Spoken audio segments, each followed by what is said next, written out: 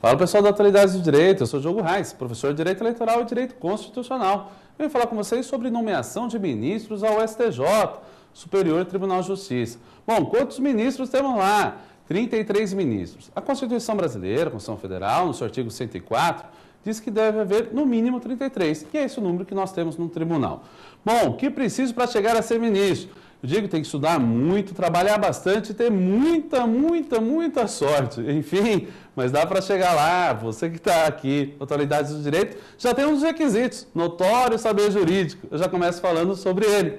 Precisa ter alguns requisitos básicos e outros de categoria. O básico, que é o notório saber jurídico, acabei de falar, reputação ilibada e ser brasileiro. Brasileiro pode ser tanto nato quanto naturalizado. Aliás, vale lembrar aqui o ministro Félix Fischer, que é o brasileiro naturalizado. Ele nasceu em Hamburgo, na Alemanha. Foi, inclusive, presidente do Superior Tribunal de Justiça. É a Constituição levada a sério. Funciona aqui nesse ponto do STJ. Outro requisito é ter idade, entre 35 e 65 anos. A idade mínima 35 ela já é exigida para candidato a presidente da República, vice-presidente, senador. Então, já é uma idade aleatória, mas que se exige um pouco de experiência de vida. E aos 65 anos, limite, por óbvio, por força da aposentadoria compulsória, lá nos seus 70 anos. Ou seja, daria ao novo ministro um mínimo de uma vida útil de 5 anos ali no STJ. Esses são os 4 requisitos básicos. Brasileiro, naturalizado, reputação ilibada, notório saber jurídico, idade entre 35 e 65 anos. Tem mais? Tem, é dividido entre categorias. Vejam só, o Superior Tribunal de Justiça ele é preenchido de acordo com uma divisão em classes.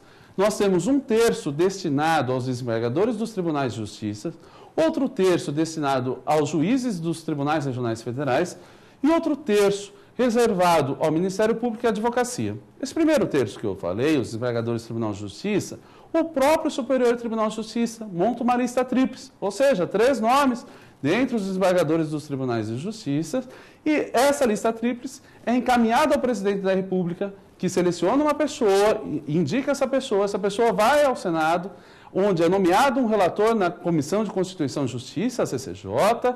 Esse relator ele emite um relatório, coloca em votação a sabatina do ministro na comissão, a votação na comissão e depois a votação pelo Senado Federal, onde exige-se aprovação por maioria absoluta.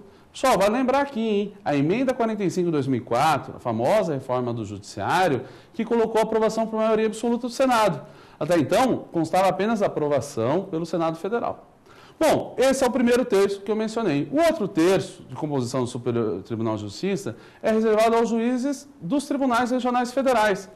Pessoal, o procedimento é o mesmo, igualzinho. O STJ faz a lista tríplice e o presidente escolhe um nome, essa pessoa vai para a CCJ, sabatina, teve o relatório, sabatina, votação na CCJ, aprovação, maioria absoluta, e aí, enfim, é nomeado pelo presidente da República, toma a sua posse, pode tomar sua posse lá no Superior Tribunal de Justiça. O outro terço, que é reservado entre a Advocacia e o Ministério Público, dividido igualzinho. O Ministério Público é tanto o Ministério Público Federal, Estadual, Distrital, se fosse o caso dos territórios, e sempre alternando. Na advocacia, é a OAB que escolhe, ela que é o órgão oficial e que escolhe. Agora, como se faz essa escolha?